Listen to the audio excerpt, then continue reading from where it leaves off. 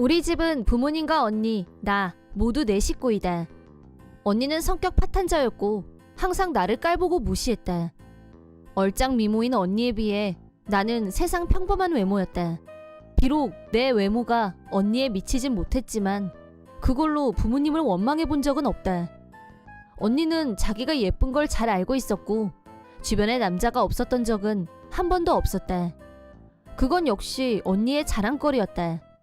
하지만 평범 외모였던 나도 20살 대학생이 되었고 잡지며 동영상을 보면서 화장법도 배우고 멋도 내고 나 자신을 가꾸게 됐다. 그래도 나는 여전히 남친이 없는 모태솔로였다. 그러다 사회인이 된 후 우연히 친구 때문에 술 모임에 가게 됐는데 거기서 한 남자를 알게 됐다. 그 사람은 나보다 3살 연상이었고 직업은 파티시에였다. 나도 취미가 디저트 만들기여서 그 사람의 직업 세계에 흥미를 느꼈고 그 사람이 자기가 만든 걸 사진으로 보여줘서 같이 보며 얘기를 나눴다. 그 사람도 내가 디저트 만드는 걸 좋아한다는 걸 알게 되자 그때부터 결이 맞았는지 친구 없이 단 둘이서 가끔 만나는 사이가 됐다.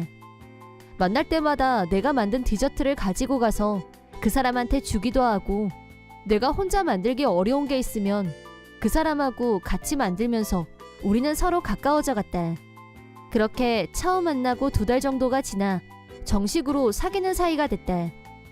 어느 날 남친 가게에 갔는데 파티스리라는 유명 디저트 맛집이었고 남친은 2대째 파티시에였다. 우리 엄마도 자주 가는 최애 디저트 맛집이었다. 나는 너무 뜻밖이라 가슴이 두근거렸는데 가게에서 남친 부모님께도 처음 인사를 드렸다. 두 분은 내가 디저트에 진심이란 걸 알고 호의적으로 대해주셨다. 그러다 주말이나 바쁜 날에는 나도 가게에 나와서 같이 일을 하게 됐다. 그렇게 일과 데이트를 즐기기 시작한 지 어언 1년. 남친이 진심을 담아 프로포즈했고 나는 그의 프로포즈를 기쁜 마음으로 받아들였다. 결혼이란 관문을 치르기 위해 우리 부모님께도 인사를 드리러 집에 데리고 갔는데 엄마는 내 남친이 자기 최애 디저트 맛집의 2대째라는 걸 알고 대환영했다. 하지만 언니는 파티시에 정도는 자기 눈에 안 차는지 관심도 없었고 식사 자리에도 나오지 않았지만 내 입장에서는 차라리 그 편이 더 나았다. 부모님 상견례를 마친 후에는 일사천리로 결혼식 준비가 진행됐고 스몰 웨딩 형식으로 가족적인 분위기 속에서 결혼식을 무사히 마쳤다. 결혼과 동시에 나는 그동안 다녔던 회사에 사표를 내고 파티시에의 아내이자 보조자로 같이 일하게 됐다. 남편이 만드는 케이크, 쿠키는 언제나 맛있었고 디저트 만드는 걸 너무 좋아하는 나에게는 남편이 신상 케이크를 만드는 과정을 지켜보는 것도 좋았고 매일매일이 꿈처럼 달콤하고 행복했다. 우리 부부가 함께 즐겁게 일하는 모습을 옆에서 지켜보던 시아버지는 은퇴하고 가게를 물려줄 결심을 하셨고 남편이 차기 사장으로 등극했다. 나도 덩달아 책임감이 커졌고 더 많은 사람들이 남편의 케이크를 먹고 행복해지길 바라는 마음으로 분점을 만드는 게 어떻겠냐고 제안했다. 남편은 내 의견을 긍정적으로 받아들여서 2호점을 오픈했는데 2호점이 대성공을 거두면서 바로 3호점도 오픈할 정도로 번창했다. 사업이 커가는 한편 어떤 단체에서 주최하는 파티시에 경연대회가 있다는 걸 알고 남편한테 당신도 참가해보는 게 어떻겠냐고 권유하자 남편도 도전해보고 싶었는지 경연대회에 참가했고 남편이 만든 케이크는 심사위원들의 호평을 받으며 무려 우승을 차지했다. 그 대회의 심사위원이었던 어떤 해외 심사위원이 세계로 나아가서 해외에도 가게를 오픈하는 게 어떻겠냐 라고 제안했고 시아버지께 상의드리자 인생은 한 번뿐이니 기회가 있다면 얼마든지 도전해보라고 응원해주셨다. 그 덕분에 우리는 도전하기로 결심했다. 다행히 국내에서 오픈한 가게는 모든 면에서 안정적이었기 때문에 대표자가 바뀐다고 해도 큰 걱정이 없었고 시부모님도 계셨기 때문에 더욱 안심이 됐다. 남편과 나는 함께 생애 첫 해외 진출에 도전장을 던졌다. 먼저 남편이 해외에 나가서 가게 위치며 우리가 살 집 등의 준비를 시작했다. 나는 해외로 이주하고 나면 친정 부모님과 한동안 보기는 힘들 것 같아서 남은 기간 동안 친정에서 며칠이라도 같이 지낼 생각으로 갔는데 하필 그 타이밍에 결혼한 지 얼마 되지 않은 언니가 이혼당하고 친정에 와 있었다. 언니의 이기적이고 유치한 성격을 감당하지 못한 형부가 마침내 백기를 든 모양이었다. 친정에서 언니와 동거하는 건 전혀 계획에 없던 일이었지만 그렇다고 호텔로 가는 것도 좀 아닌 것 같아서 며칠만 참고 언니랑 잘 지내보려고 했는데 역시나 언니는 계속해서 문제를 일으켰다. 우선 손버릇이 안 좋았다. 내 지갑에서 말도 없이 멋대로 돈을 꺼내가는 것 때문에 완전 열이 받았지만 앞으로 자주 뵙기 힘든 부모님을 생각해서 되도록 집에서 얼굴 붉히는 일을 만들지 않으려고 꾹꾹 참았다. 하지만 언니는 내 명품 가방을 말도 없이 들고 나갔고 자기 가방인 양 잔뜩 폼 잡고 사진을 찍어서 자기 인스타에 올렸다. 내 옷도 마음대로 꺼내 입었고 값이 나갈 만한 건 당근에 팔아서 돈까지 챙겼다.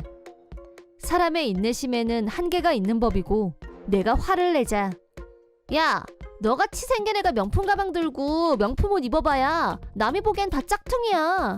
명품을 들고 다니려면 나 정도 외모는 돼야지. 그래야 남들도 가치를 인정해. 라면서 전혀 잘못했다는 인식이 없었다. 부모님과 소중한 시간을 보내기 위해서 되도록 참으려고 했지만 언니의 폭주를 그냥 당하고만 있으면 스트레스 때문에 무슨 일이 날 것 같았고 남편이 준비를 마치기 전까지 차라리 호텔로 가야겠다는 생각을 하고 있었는데 언니가 갑자기 집에서 안 보였다. 내가 아침에 일어났을 때부터 안 보였고 자기 방에도 없길래 엄마한테 물어봤더니 내 명품 가방, 내 옷들을 잔뜩 싸들고 나가면서 며칠 여행을 다녀온다면서 나갔다고 했다. 내 지갑에서 돈을 훔친 걸 보면 수중에 돈도 없는 것 같은데 무슨 돈으로 여행을 간 걸까? 느낌이 싸했고 일단 언니한테 전화를 걸었다. 언니는 아주 명랑한 목소리로 전화를 받았다. 나는 당장 내 물건들을 돌려달라고 따졌다. 돈도 없으면서 여행은 어떻게 간 거냐고 물었더니 언니는 아까보다 더 신난 목소리로 나 지금 돈 많아. 네 지갑에서 신용카드 몽땅 다 꺼내왔거든. 라며 깔깔거렸다. 나는 즉시 지갑을 확인. 언니 말대로 지갑 안에 있던 신용카드가 몽땅 사라지고 없었다. 하지만 나는 언니한테 그 카드로 어떻게 결제할 생각이냐고 되물었다. 그러자 언니가 카드야 그냥 긁으면 되는 거 아니냐 라고 했고 나는 써보면 알겠지만 그 카드들은 사용할 수 없을 거라고 알려줬다. 그러자 언니는 전화기에 대고 그게 무슨 뜻이냐며 온갖 성질을 다 부렸다.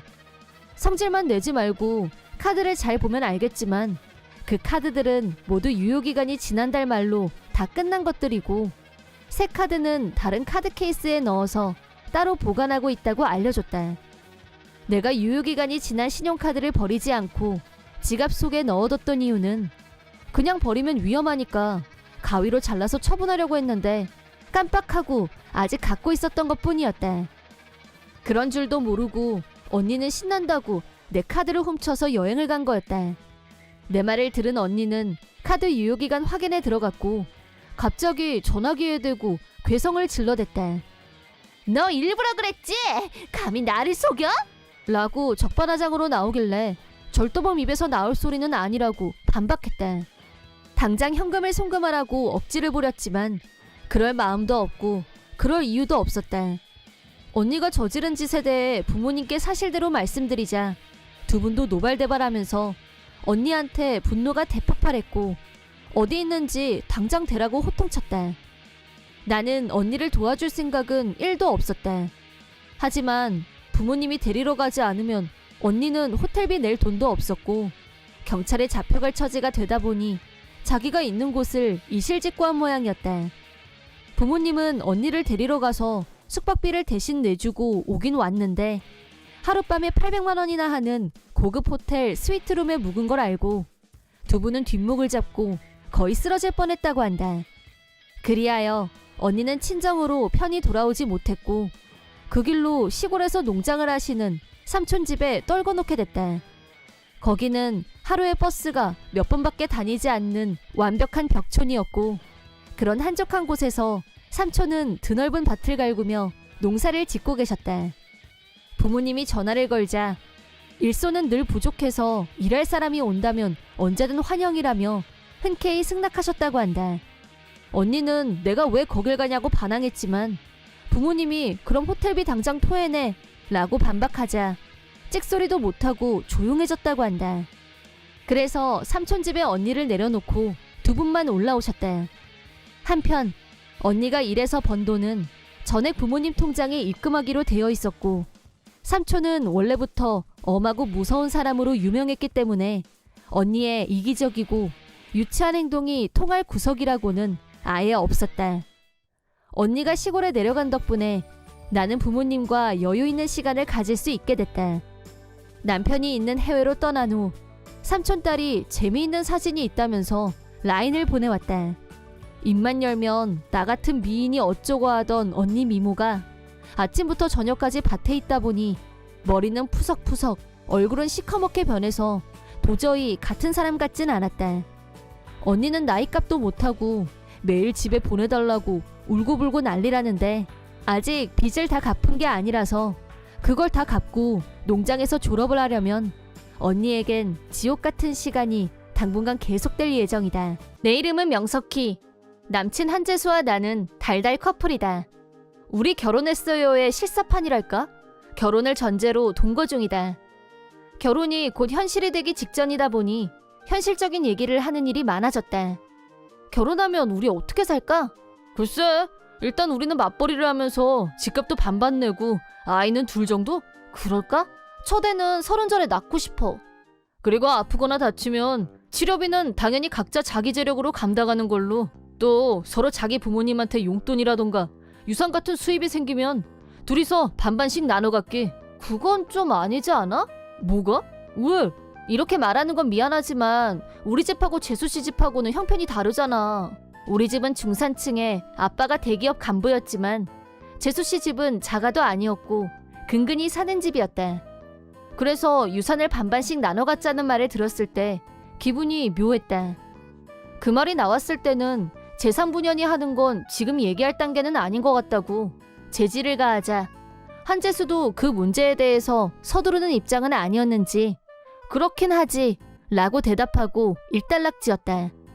그러고 나서 시간이 좀 지나서 한재수가 직장에서 일어난 일에 대해서 나한테 말해준 적이 있었다. 회사 선배 부인이 입덧이 너무 심해서 입원을 했대. 어머, 몸은 괜찮대? 괜찮겠지. 병원에 있는데 뭐. 선배도 참 복도 지질이 없지. 그런 여자를 뭐 했어? 뭐? 무슨 뜻으로 하는 말이야? 무슨 뜻이긴. 선배 와이프 입덧이 심해서 회사도 그만뒀대. 그럼 이제 뻔하지. 선배 혼자서 죽도록 벌어야 되잖아. 선배도 너처럼 튼튼한 여자랑 결혼했으면 그 꼴은 안 당했을 텐데. 무슨 말을 그렇게 해? 임신한 사람은 얼마나 힘들겠어. 그리고 나도 입덧하면 어떻게 될지 알 수 없는 일이야. 내가 그렇게 말하자 한재수는 진짜 깜짝 놀란 얼굴을 하더니 나더러 너도 입덧이 심한 타입이냐고 물었다. 그거야 임신을 하기 전에는 모르는 일이라고 대답했더니 어이없다는 표정으로 병원에서 검사 받으면 알지 않냐면서 눈을 똑바로 뜨고 말하는데 기가 막혔다. 그게 그렇게 쉽게 알 수 있는 거면 여자들이 그 고생을 할 리가. 그러더니 급기야 나더러 임신하면 자기한테 민폐 끼칠 거냐고 물었다. 그걸 그런 식으로 말을 한다는 게 믿어지지 않았다. 여자는 자신의 모든 걸 걸고 아이를 낳는다.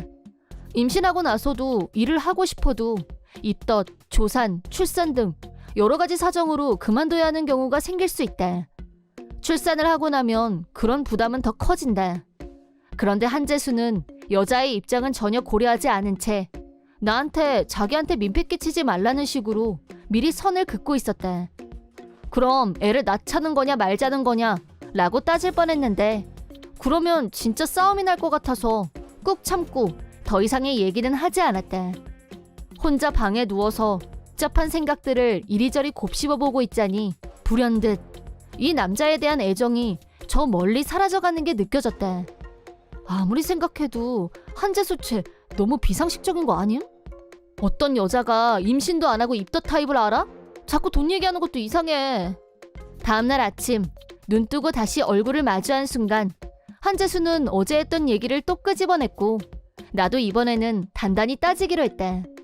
재수씨는 자기가 언제 죽을지 알아? 몇 년 몇 월인지? 갑자기 뭐래니? 내가 그걸 어떻게 알아? 그럼 곤란하지. 네가 그걸 알려줘야 내가 돌봄 준비를 할 거 아니야. 너 진짜 세상에 어떤 사람이 그걸 알아? 너 뭐 잘못 먹었냐?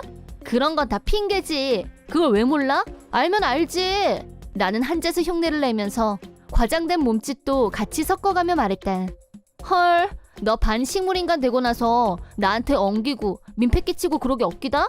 너 아까부터 뭔 헛소리야. 지금 장난해? 네가 언제 죽을지 병원에 가서 검사 받으면 알 거 아니야. 네가 언제 죽는지 정도는 알아야지. 가서 알아와. 너 어제 나한테 그렇게 말했잖아. 뭐야? 너 지금 어제 일로 분풀이 하고 있는 거였어? 무슨 분풀이? 쪼잔하게 남 핑계 대기 없기? 분풀이 맞잖아. 누가 핑계를 대? 임신하고 수명은 완전 다르지. 네가 어제 말한 거랑 내가 지금 얘기한 건 같은 맥락이야. 못 알아들었으면 됐어. 나 오늘부로 우리 집으로 갈 거야. 뭐? 일단 진정 좀 해. 나는 어젯밤 미리 준비해둔 짐을 들고 부모님 집으로 향했다.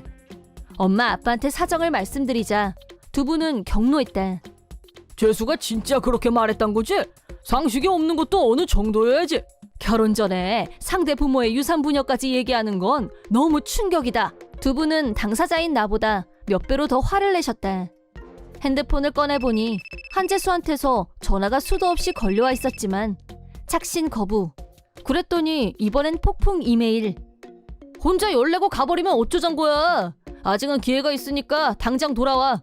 쪼로로 부모님한테 가는 건 좀 아니지. 언제 철들래? 헐, 훈계질을. 철이 안 든 사람이 누군지 그것도 알려줘야 되나? 한동안 메일에 답장도 안 하고 일십했는데 묵묵부답으로 일관하는 나한테 속이 부글부글했는지 한재수가 집으로 찾아왔지만 아빠가 혼쭐을 내고 문 앞에서 쫓아냈다. 그랬더니 부모님 뒤에 숨는 건 비겁하다는 둥 가짜는 말로 또 일장연설의 메일을 보내왔다. 뭐라고 떠들건 헤어질 결심은 흔들리지 않았다. 오히려 시간이 갈수록 그 결심은 굳어져 갔다. 내가 계속 무시하자 이미 약혼에 돈 것까지 한 사이인데 일방적으로 결혼 취소할 거면 위자료를 내 라고 요구했다. 분위기를 보아하니 한재수는 나와 화해하기보다는 위자료를 챙기고 헤어지는 게 낫다는 쪽으로 방향 전환을 한 것 같았다. 나는 한재수 부모님께도 헤어질 거란 얘기와 왜 그런 결론을 내렸는지 이유와 과정에 대해서 직접 만나서 말씀드리기로 했다. 내 얘기를 다 들은 한재수 어머니는 격노하셨다. 나한테 진심으로 사과하면서 자기 아들이지만 너무 부끄럽다고 하셨고 헤어지는 게 정답이라면서 한재수를 바로 호출하셨다. 어머님의 연락을 받고 집에 온 한재수는 자기 부모님은 왜 끌어들이냐며 나한테 치사한 인간이라고 따지고 들었지만 다음 순간 한재수 뒷덜미를 어머니가 확 휘어잡더니 전력을 다해서 주먹으로 얼굴을 후려치셨다. 이런 천하의 몹쓸 놈! 여자가 아이 하나를 낳기 위해서 얼마나 고생하는지 네가 알아? 그런데 뭐? 민폐 끼치지 말라고? 내가 뭐든지 도울게. 그렇게 말해야 사람이지. 그리고 또 뭐? 결혼도 하기 전에 처갓집 덕 볼 생각부터 했니? 유산 어쩌고 한 게 사실이냐고. 너같이 속이 시커먼 놈하고 어떤 여자가 결혼하고 싶겠어? 한재수는 얻어맞은 뺨을 감싸주면서 눈물이 글썽해서는 그건 어쩌고 변명했지만 그 꼴을 보고 있자니 정말 가관이었다. 어머님 말씀처럼 결혼도 하기 전에 처가 부모가 죽은 후를 생각하다니 속이 시커멓게 썩은 게 분명했다. 하지만 한재수 어머니가 못난 아들 대신 사과한다며 아버님과 같이 나한테 머리를 숙이셨고 파혼도 달게 받아들이겠다고 말씀하셨다. 한재수는 여전히 입덧한다고 회사를 그만두는 게 얌체짓이 아니고 뭐냐고 떠들어댔지만 아버님이 예전에 한재수가 노로바이러스에 걸려서 하루 종일 구토 증상에 시달리면서 3일 밤낮을 고생했던 거 생각 안 나냐고 물었다. 입덧이란 게 쉽게 말하면 그런 구토 증상이 몇 달이나 계속되는 임산부도 있고 탈수 현상으로 링거트온으로 버텨야 하는 경우도 있어. 너라면 그걸 견딜 수 있을 것 같냐? 그런 몸으로 출근이 가능할 것 같아? 다음에 네가 또 노로바이러스에 걸리면 오냐? 내가 네 놈을 질질 끌고서라도 회사 앞에 데려가 주마. 라는 아버님의 폭풍 훈계에 죽상으로 변하더니 입덧이 얼마나 힘든지 감이 왔는지 갑자기 입을 다물었다. 그 후 나는 시원하고 깔끔하게 한재수와의 동거를 청산했고 한재수 부모님이 내 이사 비용 또 새로 얻을 집에 드는 비용도 모두 지불하겠다고 하셨다. 표정이 어두워진 한재수도 자기 부모님 말씀에 따랐다. 그렇게 나와 한재수의 결혼은 깨끗하게 없던 일이 됐다. 문제는 부모님께 그만큼 야단을 맞았으면 사람이 돼야 하는데 안에서 새는 바가지 밖에서도 샌다고 회사 선배가 마누라를 잘못 만나서 재수 엇붙었다고 망발을 하고 다닌 게 소문이 나서 여기저기서 욕을 먹었고 여사원들의 공공의 적으로 등극한 모양이었다. 파급이 커지자 그런 뜻이 아니었다고 변명도 하고 이제는 그렇게 생각 안 한다고 변명했지만 그 말을 믿어주는 사람은 없었다. 자업자득 뿌린 대로 거두는 중인데 동정 따위는 필요 없다고 본다. 동정은커녕 속이 다 시원하다. 한편 다시 자유의 몸이 된 나는 혹시 운명의 남자를 만나게 된다면 한재수 같은 인간과는 전혀 다른 사람을 소중히 여기는 사람이 나타났으면 좋겠다. 나는 남편과 둘이 살고 있고 아직 아이는 없었다. 우리의 꿈은 내 집 마련이었고 3년 동안 맞벌이로 열심히 일하면서 돈을 모았다. 한 푼이라도 더 모으기 위해 나는 그 좋아하던 여행도 끊고 가성비 집밥을 생각해냈다. 3년 동안 열심히 저축한 결과 내 집 마련 미천이 마련됐고 드디어 집을 짓기로 남편과 이곳저곳 찾아다니며 열심히 상담받은 후 어떤 집을 지을 건지 신중하게 결정했다. 우리는 아이가 태어나기 전에 우리 집을 짓고 싶었다. 지금까지 그 꿈을 위해 맞벌이를 했고 드디어 꿈이 결실을 맺게 됐기 때문에 다음 목표로 출근 시간을 줄여나가면서 임신 계획을 세워볼까 생각하고 있었다. 예쁜 우리 집에서 아이가 태어나는 행복한 상상을 하면서 보내는 동안 드디어 집이 완성됐는데 그 기쁨도 잠시 남편이 회사에서 1년 정도 혼자서 해외 근무를 갈 생각이 없냐는 말을 들었다. 그 말을 들었을 때 나는 진심으로 갈등했다. 이제 갓 지어진 따끈따끈한 우리 집에서 행복하게 눈뜨고 편히 쉬는 일만 남은 줄 알았는데 집이 다 지어지자 솔직히 나는 당장이라도 아이를 낳고 싶은 마음이 굴뚝 같았다. 하지만 남편이 혼자 해외 발령을 받고 나가버린다면 내 꿈은 당분간 접어야만 하는 상황이었다. 원래 남편은 고연봉자였고 집도 생긴 마당에 내가 굳이 풀타임으로 일을 안 해도 생활하는 데는 전혀 지장이 없었고 1년 동안 떨어져서 사느니 차라리 나도 사표를 내고 남편을 따라가서 천천히 아이를 가질 준비를 하는 게 좋겠다 라는 쪽으로 생각이 기울었다. 내 생각을 남편한테 전달했다. 남편은 우리 집이 완성된 기쁨도 잠시 이 집에서 사는 꿈이 눈앞에서 멀어지는 것 같아서 미안한 마음과 동시에 내가 같이 가면 외롭지 않아서 좋고 아이를 낳고 싶다는 내 생각에 동의했는지 같이 해외 근무지로 가는 것에 찬성이라고 말했다. 남편 회사에서도 우리가 새 집을 지은 지 얼마 되지 않았다는 건 알고 있었고 그래서 나는 남을 거라고 생각했었는지 회사에서 의외라는 반응이었다고 한다. 그래도 이왕이면 우리가 쾌적하게 살 수 있도록 원래는 남편 혼자 살 집을 빌릴 예정이었지만 가정용 넓은 집으로 집을 마련해주겠다고 하셨고 이사 계획도 잡혔다.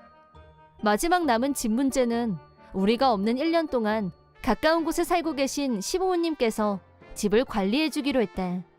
시아버지도 이제 막 집을 지었는데 내가 혼자 남는 게 아니라 남편을 따라서 가겠다고 하자 깜짝 놀라셨는데 빨리 손주 보여드리고 싶어서 그렇다고 하자 기꺼이 집 관리를 맡아주시겠다고 했다.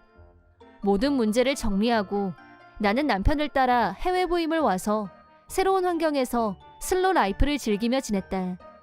남편이 발령받아온 곳은 연중 따뜻하고 사람들도 친절하고 이렇게 아무 스트레스 없이 지내보기도 처음이었는데 정서적 안정감 때문인지 2개월 만에 임신 징조가 보였다.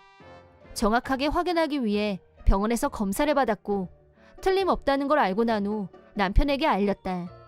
남편은 뛸 듯이 기뻐했고 그날부터 나는 충분한 휴식기를 취하며 임신기를 보냈다. 임신 후기에 들어설 무렵 남편의 근무기간이 다 끝났기 때문에 우리는 1년 만에 집에 돌아오게 됐다. 집으로 가는 길에 남편과 나는 새로 지은 우리 집에서 뭘 할까 그 얘기로 들떠 있었다. 이렇게 빨리 아기가 생길 줄 몰라서 아기방 꾸미는 얘기, 아기 용품을 어디에 둘까, 어디로 뭘 사러 갈까 얘기꽃을 피웠다. 재미있게 얘기하느라 시간 가는 줄 모르고 집에 도착했는데 우리 주차장에 모르는 차가 주차되어 있었다. 남편과 나는 동시에 서로 쳐다봤다. 시아버지한테 집 관리를 맡겨놨으니까 점검 같은 걸로 외부 사람이 왔나 하면서 집을 둘러보다가 마당에서 모르는 사람들이 자기 집처럼 살고 있는 걸 발견. 남편과 나는 깜짝 놀라서 동시에 누구야 하고 소리쳤다. 여기서 뭐 하시는 거냐고 묻자 그 사람들이 오히려 우리를 이상한 눈으로 보면서 우리 집인데요 라고 대답. 당연히 내 눈길은 집안을 향했고 우리는 아직 하루도 살아보지 못한 집인데 딴 사람들 살림이 빼곡빼곡, 더럽혀진 키친, 너저분한 거실, 경악스러웠다. 부부 외에 어린아이도 같이 살고 있었는데 우리가 새 집에 넣었던 새 하얀 신상 소파는 아이가 그린 것으로 보이는 크레파스 낙서 자국이 선명했다. 소파뿐 아니라 벽에도 온통 낙서 투성이로 덮여있는 집안을 둘러보며 아연질색했다. 정신이 혼미할 지경이었지만 냉정을 되찾은 남편이 대체 이 집에 어떻게 들어와 살고 계신 거냐고 묻자 남자는 자기 고모한테 열쇠를 받아서 들어왔다고 당당하게 대답했다. 우리는 분명히 시아버지한테 집안 관리를 부탁했는데 대체 어디서부터 일이 꼬인 건지 알 수가 없었다. 진상을 추적해보니 시어머니가 몰래 열쇠를 복사해서 남편의 사촌한테 주었고 우리 아들이 올 때까지 살아도 된다고 멋대로 집을 내준 것이었다. 남편은 시어머니 쪽 친척과는 거의 왕래를 한 적이 없어서 사촌이라고 자기소개를 하는데도 누군지 전혀 모르는 것 같았다. 사촌이든 아니든 누가 들어와 산다는 얘기는 전혀 들은 적이 없었고 시아버지께 전화를 걸자 시아버지도 무슨 자다가 봉창이냐며 득달같이 집으로 달려오셨다. 그때 시어머니도 같이 왔는데 남편과 시아버지가 동시에 허락도 없이 열쇠를 넘겨주고 집을 내준 저희가 뭐냐며 눈에서 불꽃이 튈 정도로 열을 내자 시어머니는 처음엔 얼굴이 새파랗게 질리더니 나중엔 적반하장으로 1년이나 그냥 비워두느니 누가 와서 살아주면 더 좋지 뭘 그래? 너야말로 오면 온다고 미리 말을 했어야지 라고 핏대를 세웠고 점점 더 열이 받은 시아버지는 시어머니한테 당장 똑바로 설명하라고 호령했다. 그러자 사촌이 나서서 이실직고했다. 그러니까 시어머니는 사촌 가족을 우리 집에서 돈도 안 받고 살게 하는 대신 시어머니가 도박에 빠져서 사채빚을 지게 된 사실을 시아버지한테 절대 비밀로 해달라고 부탁했다고 한다. 또 시어머니가 우리한테 질세라 더 화를 내는 이유는 원래는 우리가 돌아오기 전에 사촌을 다시 나가게 하고 청소를 해놓으면 안 들킬 거라고 나름 머리를 굴린 모양인데 1년 가까이 지나는 동안 날짜 계산을 놓치는 바람에 우리가 범행 현장을 목격하게 됐고 일이 틀어져서 짜증을 낸 거였다. 당연히 시아버지는 격노했고 시어머니를 계속해서 신문하셨다. 시어머니는 파친코에 중독되다시피 한 결과 대출업체 3곳에서 한도 해까지 몽땅 돈을 빌려서 더 빌릴 수도 없는 처지라고 자백했다. 공짜로 우리 집에 들어온 사촌은 뻔뻔하게 1년이나 살았으니까 이 집 실소유자는 나야. 그러니까 댁들은 적당히 월세 아파트라도 알아보고 이 집은 나한테 넘겨 라고 멋대로 짓거렸는데 칼만 안 들었지 강도나 다름없었다. 안 나가면 당장 경찰에 신고하겠다고 했더니 가족 간의 문제는 경찰에서도 함부로 끼어들지 않는다면서 사촌은 여유 만만이었다. 하지만 그건 동거인 혹은 직계가족, 배우자의 경우에나 가능한 일이고 우리는 그런 사이가 아니기 때문에 필요한 조치는 당장 취할 거라고 하자 당황한 사촌이 내 전화기를 뺏으려고 했지만 남편이 거뜬하게 방어했고 나는 전화를 걸었다. 신고를 받고 출동한 경찰에게 우리는 사촌 가족을 인계했다. 그러자 사촌은 시어머니한테 이건 약속이 틀리지 않냐며 따졌지만 남의 집을 날로 먹으려 하다가는 큰 코 다친다는 사실. 결국 시아버지의 분노를 산 시어머니는 집에서 쫓겨났고 이혼 서류에 도장을 찍고 말았다. 나는 그 말을 듣고도 하나도 놀랍지 않았다. 한편 우리 부부는 집 문제를 두고 사촌네 부부와 시어머니에게 집 상태를 원래대로 돌려놓을 것을 요구하는 위자료를 청구했고 견적이 1억에 달했다. 금액을 들은 시어머니와 사촌의 얼굴은 사색이 됐고 이게 아닌데라면서 엉엉 울기까지 했지만 제대로 된 상식이 있는 사람이라면 이런 짓은 상상도 하지 못할 것이다. 무엇보다 우리에게 이 집이 어떤 의미였는지 그런 집을 이 지경으로 만들어 놓고 어린애도 아니고 자신들이 한 짓에 대한 책임은 단단히 지게 할 생각이다. 우리 집을 원상태로 되돌리기까지는 조금 시간이 걸렸지만 그 사이 임시로 살고 있던 집세도 청구해서 받아냈고 수리가 끝난 후 우리는 무사히 입주했다. 시아버지한테 이혼당하고 집에서 쫓겨난 시어머니는 시아버지를 찾아와서 용서해달라고 싹싹 빌었지만 시아버지는 꿈쩍도 하지 않았다. 우리는 이혼하고 혼자 지내는 시아버지께 이왕이면 손주와 같이 한 집에서 살지 않겠냐고 먼저 동거를 제안했다. 시아버지는 처음에는 젊은 사람들 사는데 방해만 된다며 거절하셨지만 막상 첫 손주가 태어나고 나자 손주가 너무 보고 싶어서 같이 살기로 얘기가 마무리됐다. 몰상식의 끝판왕을 보여줬던 사촌 부부는 시어머니 약점을 이용하려다 위자료만 잔뜩 떠안게 되면서 시어머니까지 넷이서 낡고 비좁은 아파트에서 힘들게 사는 처지로 전락했다. 세 사람은 초주검이 될 정도로 일을 하고 있는 모양인데 애가 시끄럽게 떠든다며 옆집 사람들한테 투서가 날아들어서 몸고생 마음고생하며 힘들게 살고 있다고 한다. 무려 남의 집을 날로 먹으려 했던 죗값은 앞으로 톡톡히 치르게 될 것이다. 내 이름은 임신해 24살의 전업주부이고 현재 첫 아이를 임신 중으로 임신 막달에 들어섰다. 남편 한진수와는 대학 때부터 사귀다가 1년 전에 결혼했다. 우리는 둘 다 지방 출신이고 직장이 있는 서울에 아파트를 얻어서 신혼 살림을 시작했다. 거리가 있어서 시댁에 가는 일은 별로 없지만 솔직히 시어머니한테는 아직 정이 가질 않는다. 결혼 승낙을 받기 위해 처음으로 시댁에 갔을 때였다. 첫인사를 드리러 온 나한테 시어머니는 남편이 안 보는 틈을 타서 나한테 들리게 작은 소리로 계속 망언을 해댔었다. 시어머니가 며느리한테 갑질할 타입이란 걸 바로 알아챈 나는 결혼 후 최대한 시댁과는 거리를 두면서 지내왔다.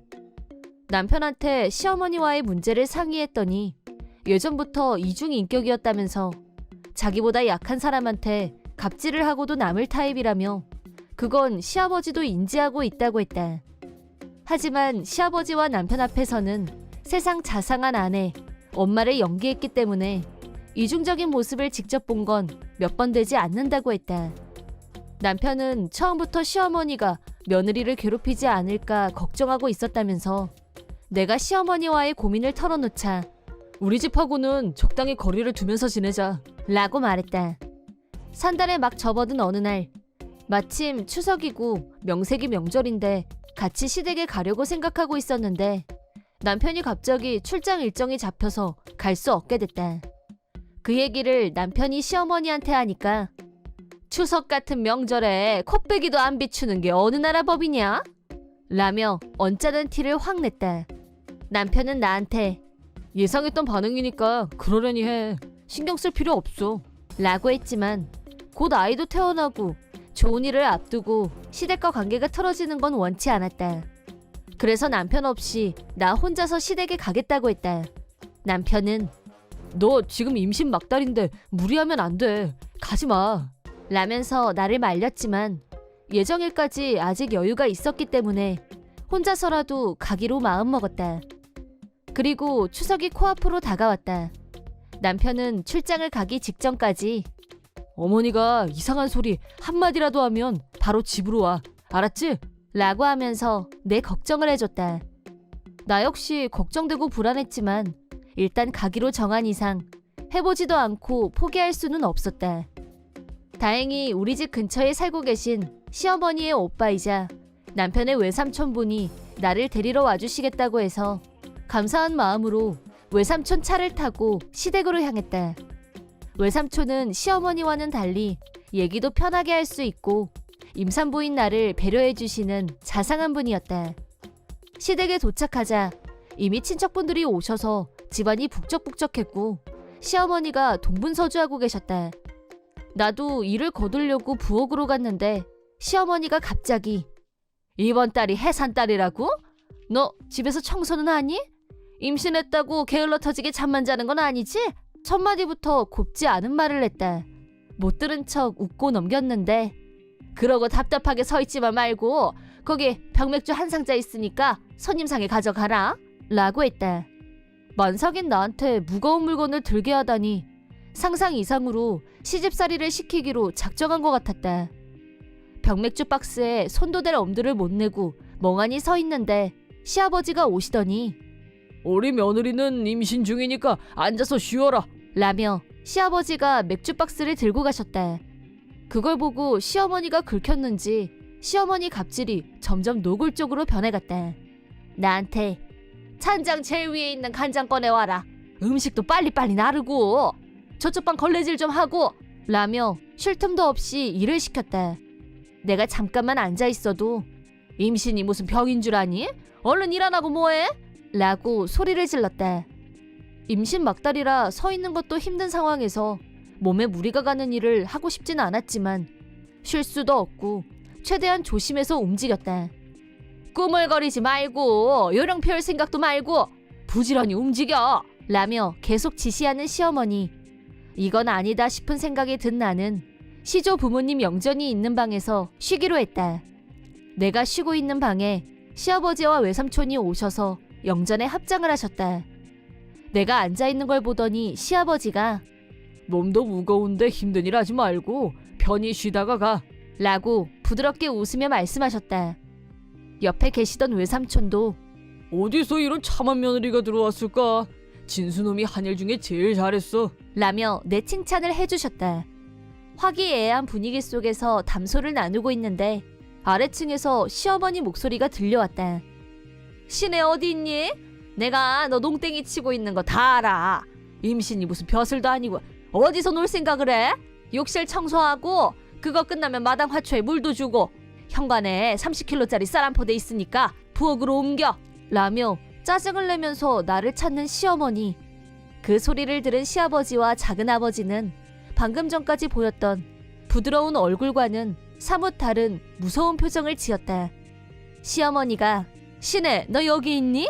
라며 내가 있는 방문을 연 순간 시아버지가 그 입 좀 다물어 라며 버럭 화를 내셨다. 시어머니는 깜짝 놀라면서 여보 오빠까지 여기서 뭐 하시는 거예요? 라고 소리치더니 뭐가 찔렸는지 고개를 수그렸다.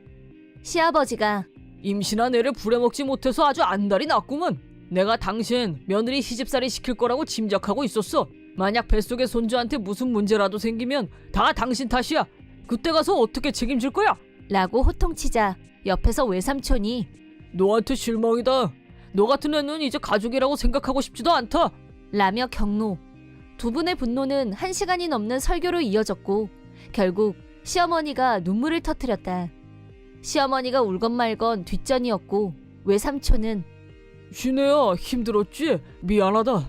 데려다 줄 테니까 그만 일어나자 라고 하시면서 나를 집까지 태워다 주셨다. 차 안에서 감사하다는 인사를 드리자 외삼촌은 앞으로 네 시어미한테 도리 지키려고 굳이 애쓸 필요 없다 라면서 나한테 사과하셨다. 집에 들어온 나는 맥이 풀려서 소파에 주저앉았다. 손가락 하나 까딱할 힘도 없었기 때문에 일찍 잠자리에 들었다. 다음날 출장에서 돌아온 남편에게 어제 있었던 일을 얘기하자 앞으로 우리 집은 근처도 가지 말자 라면서 심각한 얼굴로 말했다. 그때 마침 시어머니가 내 핸드폰으로 전화를 걸어왔다. 남편은 내 핸드폰을 뺐더니 통화 버튼을 눌렀다. 그러자 전화기 너머에서 내가 너 때문에 네 시아버지 외삼촌한테 얼마나 혼난 줄 알아? 나 집에서도 쫓겨났어. 너 이거 어떻게 할 거야? 집안을 풍비박산을 내도 유분수지. 당장 와서 무릎 꿇지 못해? 라고 아우성치는 시어머니. 그러자 남편이 제 아내한테 무슨 자격으로 막말이십니까? 사과할 사람은 어머니인 것 같은데요? 다시는 우리한테 연락하지 마세요. 아이가 태어나도 절대 못 만나게 할 겁니다. 알리지도 않을 거고요. 라고 경고한 후 전화를 끊었다. 그러더니 시어머니 연락을 차단한 후 모든 연락수단을 단절했다. 며칠 후 시아버지가 남편한테 연락하셨는데 시어머니와 이혼하기로 결정하셨다고 알려주셨다. 시아버지는 이미 몇 년 전부터 시어머니의 본성을 꿰뚫고 계셨고 그때부터 이혼하고 싶다는 생각을 하셨다고 한다. 이번 일로 생각을 행동으로 옮기게 됐다면서 남편은 시아버지가 후련해하는 것 같다고 했다. 그리고 얼마 후 나는 무사히 건강한 아들을 출산했다. 물론 시어머니한테는 연락하지 않았고 친정 부모님과 시아버지만 병원에 오셨다. 첫 손주를 본 시아버지는 좋아서 어쩔 줄 몰라 하셨고 툭하면 남편한테 연락해서 내 손자 사진 좀 찍어서 보내라. 라며 손주 바보가 되셨다. 시어머니는 시아버지한테 이혼당하고 쫓겨난 후 갈 곳이 없어지자 외삼촌한테 기대려고 했는데 그런 시어머니한테 외삼촌은 너는 네 성격을 개조할 필요가 있어.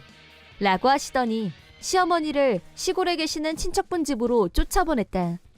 그 친척분은 시골에서 농사를 짓고 계신데 항상 일손이 부족하다고 한다.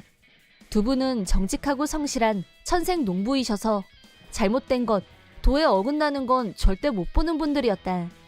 사정을 말씀드리고 시어머니를 인간 개조해달라고 부탁드렸다고 하는데 농사일은 근처에도 가본 적이 없는 시어머니는 틈만 나면 도망칠 궁리만 하다가 결국엔 들통나서 설교만 더 받게 되는 악순환이 반복되고 있다고 한다. 어쨌든 환경이 사람을 만든다고 시어머니는 전보다 많이 차분해졌고 매일 죽는 소리를 하면서도 농사일도 제법 잘 거들고 있다고 한다. 여전히 우리는 시어머니와 연락할 생각이 없지만 앞으로 시어머니가 지금까지의 잘못을 진심으로 반성하고 보통 사람의 상식을 가진 사람이 되기를 속으로 바라고 있다. 한편 나는 새 생명이 태어난 후로 초보 엄마로 서툰 육아와 사투를 벌이다 보면 어느새 하루가 순식간에 지나가 버린다. 남편은 육아에 적극적으로 동참했고 매일 일찍 퇴근해서 아들아이를 잘 돌봐주는 든든한 버팀목이다. 시아버지는 정기적으로 찾아뵙고 있는데 우리가 아들아이를 데리고 놀러오는 걸 늘 인생의 낙으로 삼고 늘 기다리고 계신다. 시어머니한테는 아들아이를 한 번도 보여주지 않았고 앞으로도 그럴 생각은 없다. 시어머니가 안 계시니 집안의 따뜻함과 배려심이 넘친다. 이대로 스트레스 없는 환경에서 쭉 지낼 것 같은 예감. 이럴수록 가족을 더 소중히 하고 싶다. 내가 나중에 시어머니 같은 사람이 되지 않기 위해서라도 가족과 주변 사람들에게 늘 베풀고 배려심이 있는 사람이 되어야겠다고 다짐해본다. 나는 혼자 사는 독신남, 평범한 회사에 다니는 회사원으로 매일 지하철로 출퇴근한다. 그날도 나는 지각을 면하기 위해 지하철을 향해 숨이 차도록 뛰었고 승강장으로 돌진 중이었다. 그때 내 눈에 들어온 어떤 물체, 나도 모르게 걸음을 딱 멈췄는데 누가 떨어뜨리고 간 지갑이었다. 지갑을 주워들고 내용물을 살펴보니 원래 돈이 없었는지 아님 누가 알맹이는 다 빼가고 껍질만 남긴 건지 지갑은 속이 텅 비어 있었다. 나는 왜 하필 이 바쁜 시간에 빈 지갑을 발견한 걸까? 귀찮은 일에 발을 들여놓은 느낌적인 느낌. 비록 속은 텅 비어 있었지만 그걸 다시 바닥에 버릴 수는 없었다. 주운 자는 주운 책임을 완성해야 하는 법. 영무원에게 전달하려고 했는데 분신물을 발견하긴 했지만 내용물이 없는 난감한 상황. 내가 발견했을 때부터 이랬다고 하면 과연 믿어줄지. 내 결백을 증명해야 되나? 괜히 찜찜했다. 출근 시간은 다가오고 나는 지금 지하철을 꼭 타야 하고 신속하게 판단을 내려야 했다. 빈 지갑을 들고 우왕좌왕하는 사이 어떤 여자가 나를 빤히 쳐다보다가 손가락으로 가리키며 그거 누구 지갑이냐고 묻더니 자기 거라고 했다. 모르는 여자가 갑자기 달려오는 바람에 아무 잘못도 안 했는데 나쁜 짓 하다가 들킨 것 같았고 경찰 신문에 걸린 것처럼 급 당황하고 말았다. 그냥 쌩까고 얼른 지하철을 타고 피하고 싶었지만 내가 움직이기 전에 그 여자가 먼저 내 팔을 잡아당겼고 왜 이러시는 거냐고 반항하자 그건 그쪽이 더 잘 알지 않아요? 영무원한테 말해서 경찰 불러야죠. 여자한테 완전히 오해받은 나는 필사적으로 그런 거 아니에요 라고 외치고 또 외쳤지만 코끼리는 생각하지 마. 내가 아니라고 할수록 상대에게는 내가 범인이라는 확신을 주고 있는 격이 됐다. 결국 나는 개찰구 입구까지 여자에게 질질 끌려가서 영무원에게 인계됐는데 나는 최악의 상황을 머릿속에 그리며 빠져나갈 방법을 생각했다. 여자는 나를 완전히 범인 취급하고 있었기 때문에 가장 사람이 많은 시간대에 이목을 끌기 충분했고 모두들 나를 보며 속닥거렸다.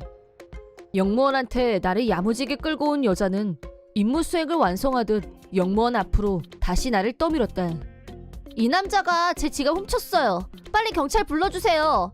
라고 흥분했고 나는 멘붕이 온 상황에서도 아니에요. 지하철 타려고 승강장으로 뛰어가다가 우연히 떨어진 지갑을 발견한 거예요. 안을 들여다봤더니 아무것도 없어서 어떻게 해야 되나 고민하고 있는데 갑자기 이 여자분이 저한테 말을 걸어온 게 다입니다. 그 와중에도 나름 최선을 다해 억울함을 호소했지만 거짓말하지 마. 그딴 말이 지금 통할 것 같아? 도둑이 자기가 훔쳤다고 하는 거 봤어요? 됐고 빨리 경찰 불러주세요. 내가 당신한테 꼭 위자료 받아낼 거야. 갈수록 세게 나오는 여자. 나는 왈칵 겁이 났고 세상이 끝난 것 같은 생각마저 들었다.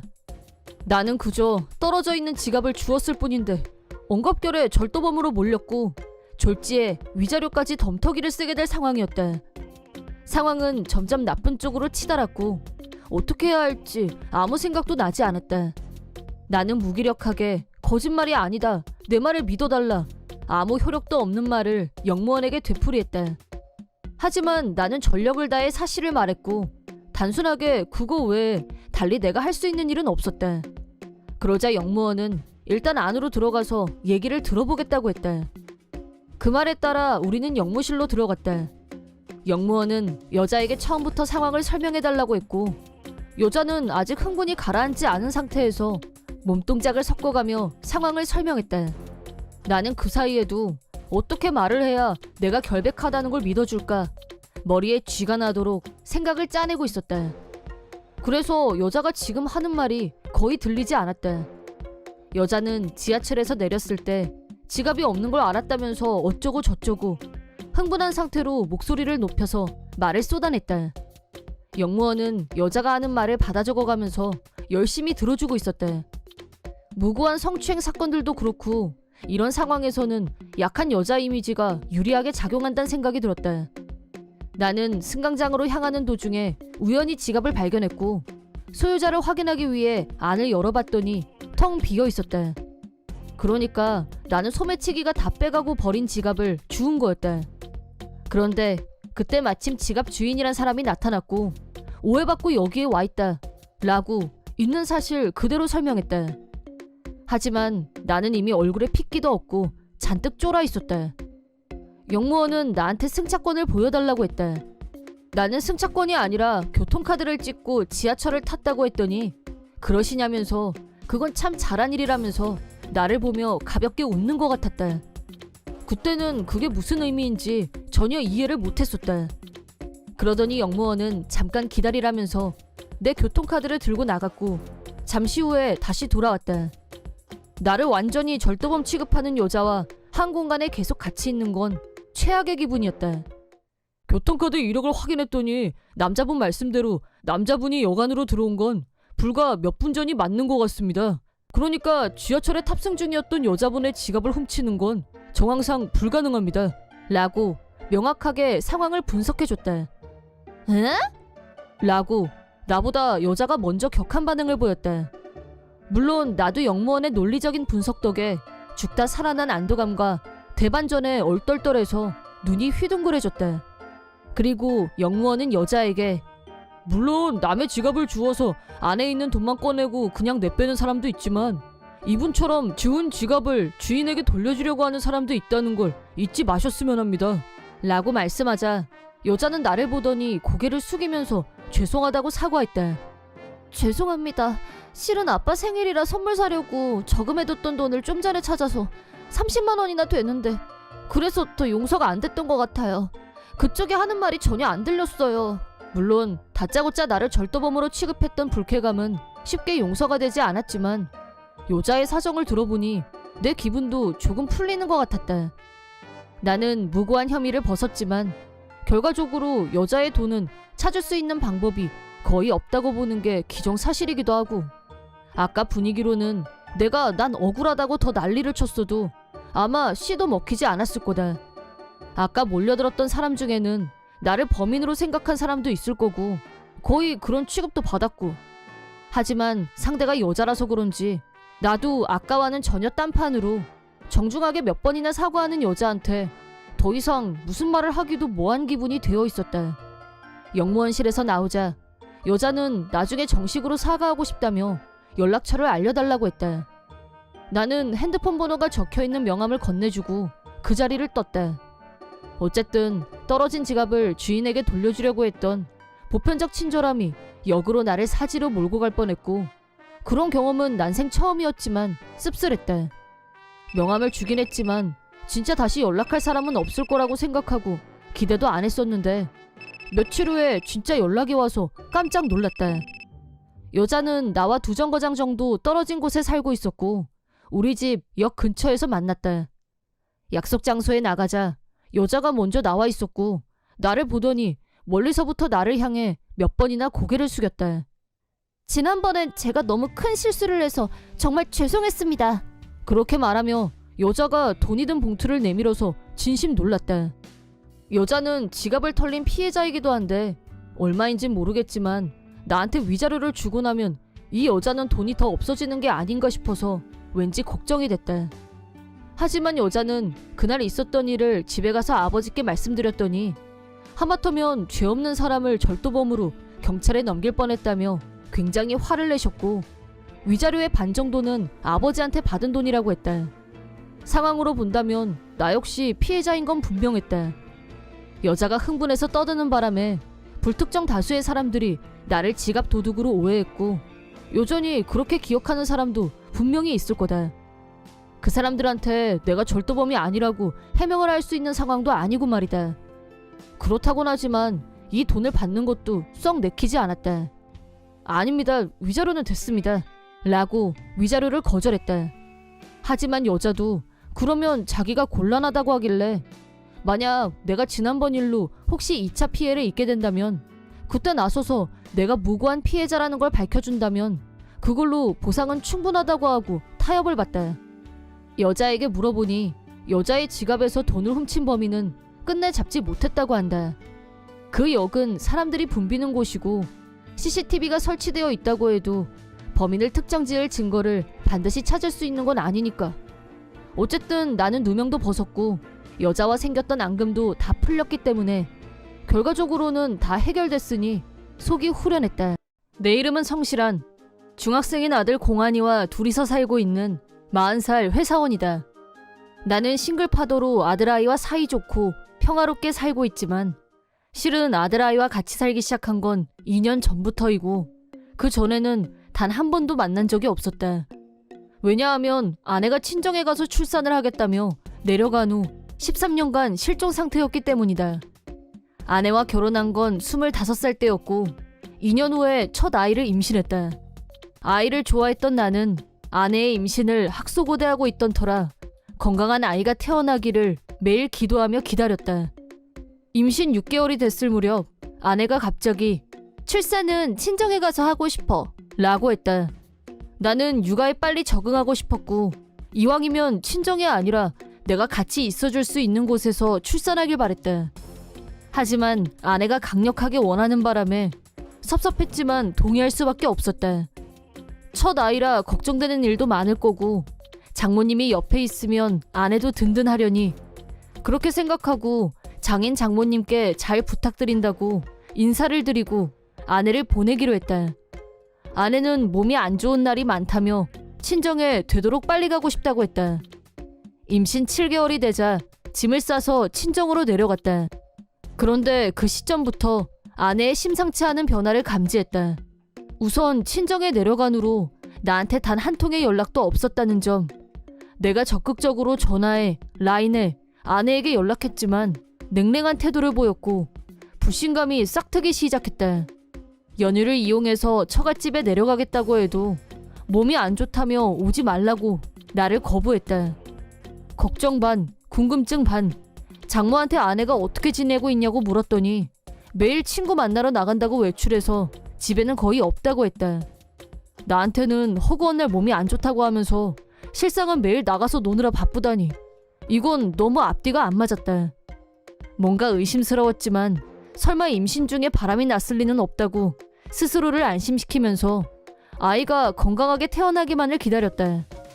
아내가 산딸에 접어들고 얼마 안 있어서 갑자기 장모한테서 전화가 걸려왔는데 혹시 진자가 애기 데리고 집으로 돌아갔나? 라며 떨리는 목소리로 나한테 물었다. 처음엔 무슨 말씀을 하는지 몰라서 네? 아직 출산도 안 했는데 여기로 올 리가 없죠. 라고 하자 장모는 아내가 3일 전에 막 아이를 출산했다고 했다. 나한테는 아무 연락도 없었는데 출산을 하고 쥐도 새도 모르게 병원에서 종적을 감췄다는 아내.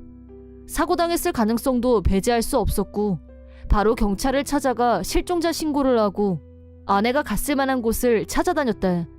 하지만 아내의 행방은 묘연했고 그저 시간만 흘러갔다. 아내가 실종된 지 1년.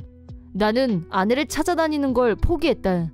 돌이켜 생각하니 아내는 친정에 내려간 직후부터 의심스러운 점이 많았고 사고가 아니라 본인의 의지로 종적을 감춘 것이라고 판단됐기 때문이다.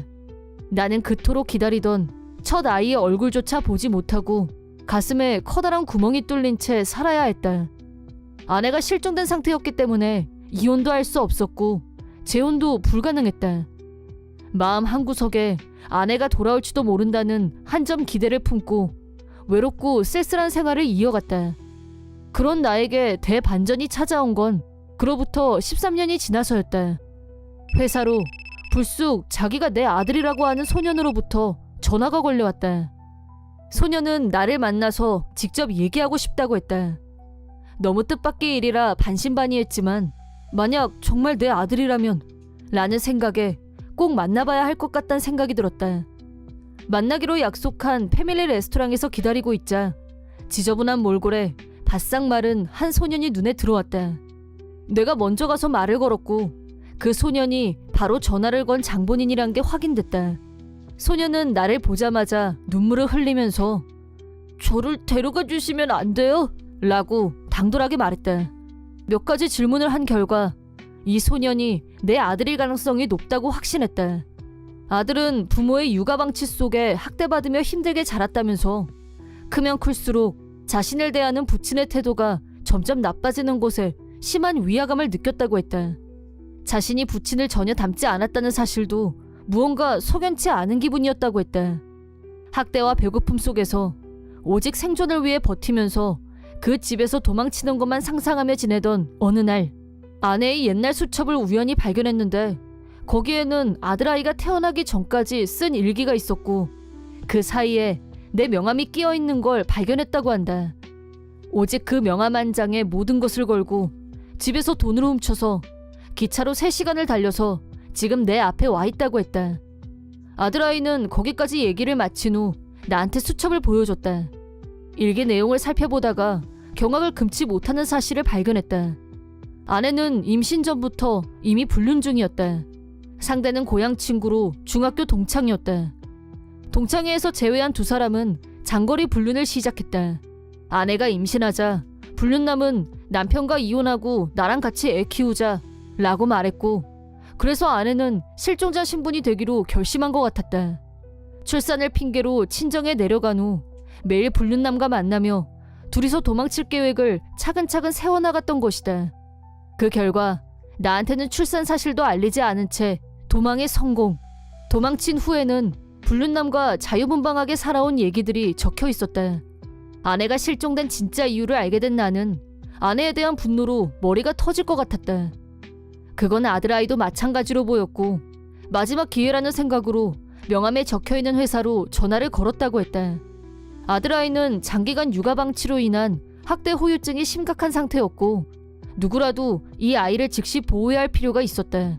하지만 친권이 아내에게 있는 이상 알리지도 않고 무작정 아들아이를 데려갈 수는 없었다. 아들아이에게 아내한테 연락해야 한다고 타이른 후 전화를 걸게 했다. 아들아이가 당분간 집에 들어가지 않을 거라고 했는데도 아내는 별 관심 없다는 듯이 그러던가 라고 대답하더니 전화를 끊었다. 자기 아들에 대한 걱정은 1도 없었다. 이 아이의 짧은 인생이 얼마나 고달팠을까. 내 마음은 슬퍼졌다. 그 다음은 아들아이가 조금 안정이 된 후 만일을 위해서 DNA 검사를 해뒀다. 결과는 역시 내 아들이 틀림없었다. 나는 아동 상담소를 찾아가 상담도 하고 변호사를 만나서 법률적인 면도 검토했다. 무엇보다 아들아이에게 먹고 싶은 만큼 먹게 했다. 마침내 만반의 준비를 갖춘 후 아들아이를 대동하고 아내가 있는 곳으로 향했다. 아내가 사는 집은 한눈에도 낡고 허름했다. 집 밖에는 술병과 맥주캔이 가득 담긴 쓰레기 봉투가 몇 겹으로 쌓여 있었다. 초인종을 누르자 안에서 노랑머리에 담배 냄새가 진동하는 여자가 나왔다. 그 여자는 예전 모습이라고는 찾아볼 수 없는 실종된 내 아내였다. 아내는 아들아이를 보더니 너 벌써 왔니? 라고 하면서 눈살을 찌푸렸다. 내가 오래간만이야 라고 하자 그제야 나를 보더니 깜짝 놀란 표정으로 당신이 여긴 어떻게 라며 당황했다.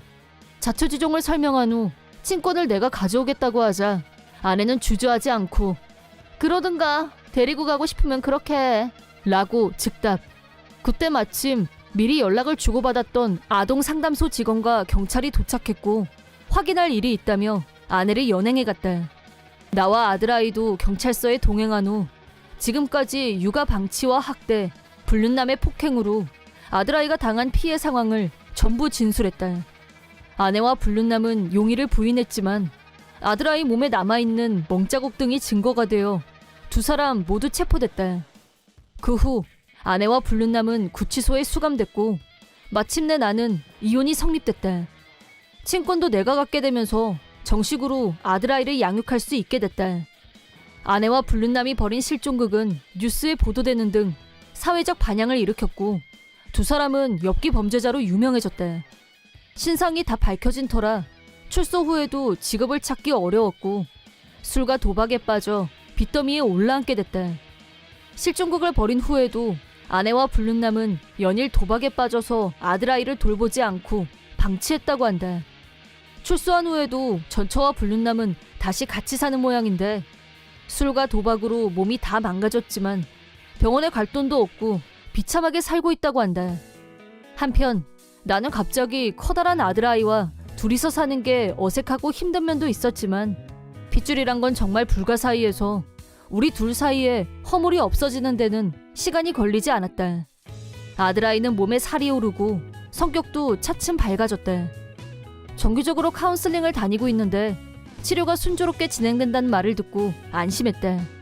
같이 살기 시작한 지 6개월 정도가 지나고부터는 중학교에 다닐 수 있을 정도로 회복됐다. 다행히 친구도 많이 생기고 탁구부 활동을 하면서 건강하고 씩씩하게 학교 생활에 잘 적응하고 있다. 나는 아들아이의 탁구 시합을 보러 가는 즐거움이 생겼고 전보다 생활에 활력이 느껴진다.